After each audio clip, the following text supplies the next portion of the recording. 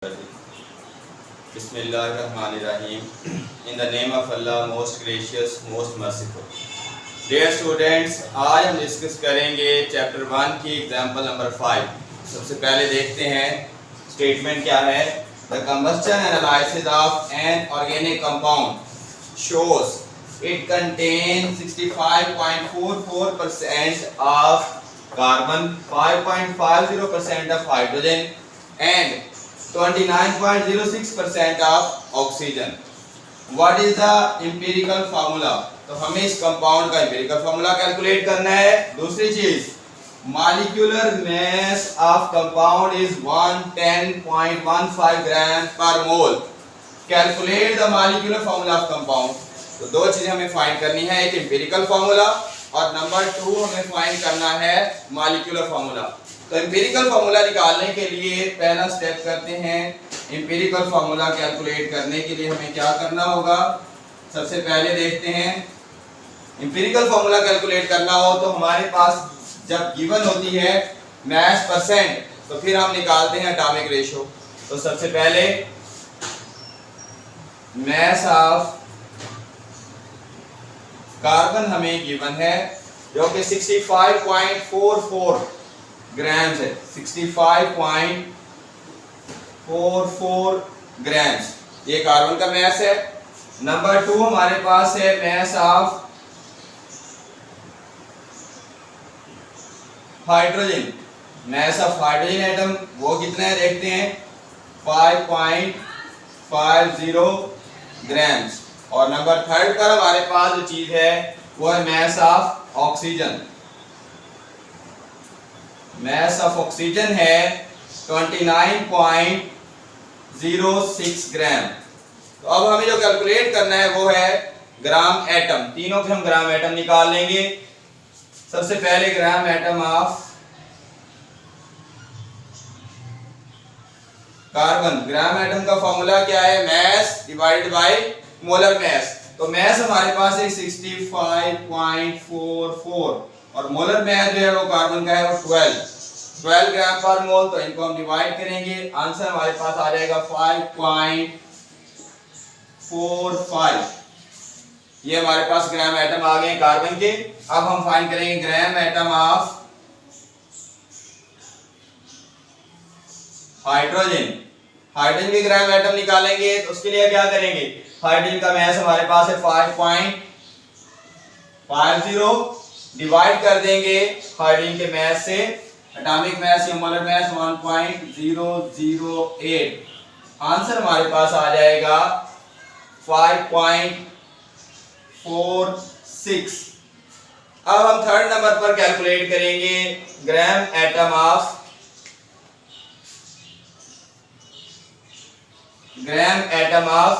Oxygen.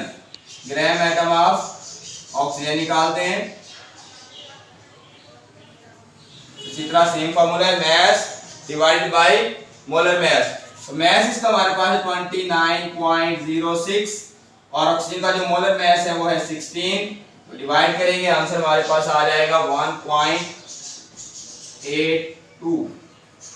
ये हमारे पास gram atom आ गए हैं कार्बन, हाइड्रोजन और ऑक्सीजन के। तीनों के हमारे पास ग्राम एटम मौजूद हैं। सेकंड स्टेप हमने करना है, एटॉमिक रेशियो फाइंड करेंगे। एटॉमिक रेशियो या मोल रेशियो भी कहते हैं इसे। उसके लिए हम ले लेते हैं कार्बन, हाइड्रोजन एंड ऑक्सीजन। तो कार्बन के जो मोल रेशियो है वो 5.45 है, हाइड्रोजन 5.46 है और ऑक्सीजन जो है वो है 1.82।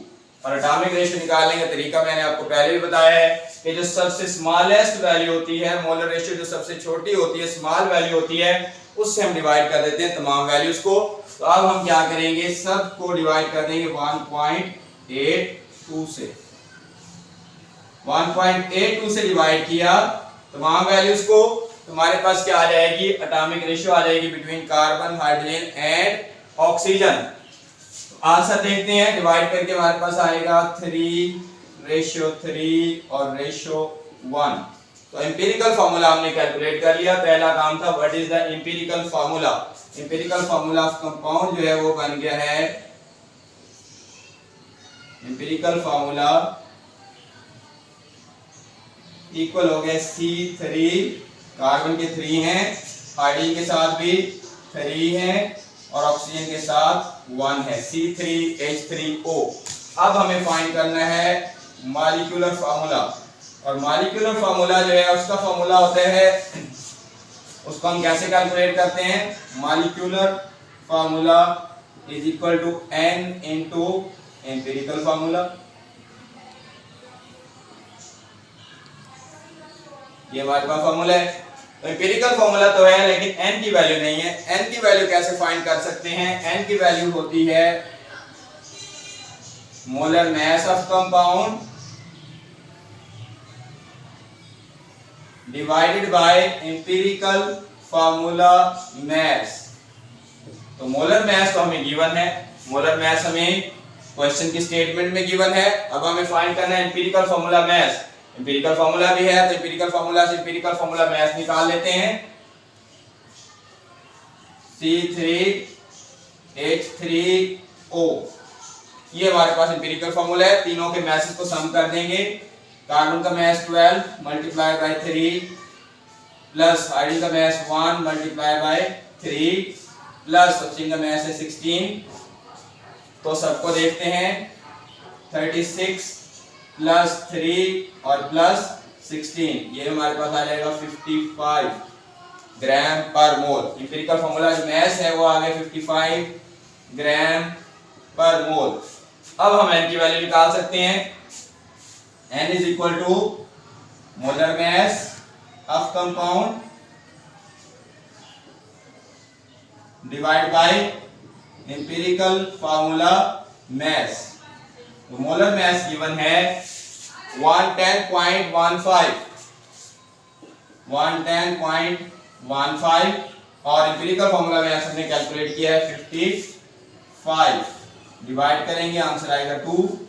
तो n की वैल्यू आ गई है, n is equal to 2। n की वैल्यू हमारे पास आ चुकी है 2। अब हमारा जो फार्मूला है मॉलिक्यूलर फार्मूला कैलकुलेट करने के लिए वो क्या था, molecular formula is equal to n into empirical formula.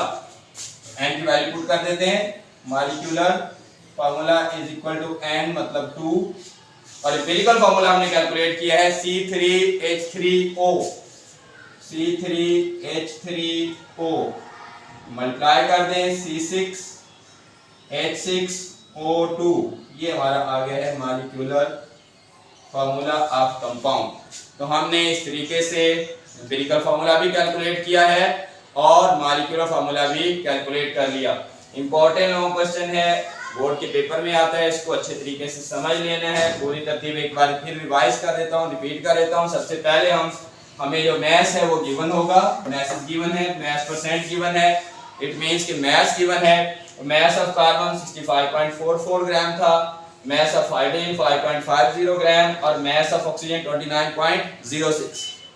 पहला स्टेप होता है ग्राम एटम फाइंड करना या नंबर ऑफ मोल्स फाइंड करना। ग्राम एटम फाइंड किए तीनों के, gram atom of carbon. Gram atom निकालने का फार्मूला क्या है, mass divide by molar mass. Mass हमें गिवन है, मोलर मास हमें याद होता है फार्मूला से या सिंबल से हम याद रखते हैं। 65.44 को डिवाइड किया 12, कार्बन के मास से हमारे पास 5.45 आंसर आ गया। इसी तरह हमने ग्राम एटम ऑफ हाइड्रोजन निकाले 5.46 आ गए और ग्राम एटम निकाले ऑक्सीजन के, वो आए 1.82। सेकंड स्टेप होता है एटॉमिक रेशियो फाइंड करनी।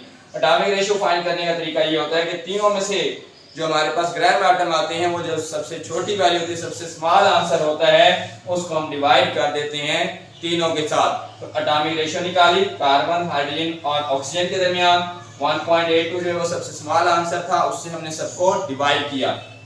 कार्बन रेशियो आ गया 3:1। इट मींस कार्बन के 3 हैं, हाइड्रोजन के भी 3 हैं और ऑक्सीजन के जो एटॉमिक रेशियो है वो 1 आई है। तो हमारे पास एम्पिरिकल फार्मूला बन गया C3H3O। C3H3O ये हमारा फर्स्ट पार्ट सॉल्व हो गया, पहला हिस्सा जो हमने करना था एम्पिरिकल फार्मूला फाइंड। दूसरे नंबर पे हमने फाइंड करना है मॉलिक्यूलर फार्मूला।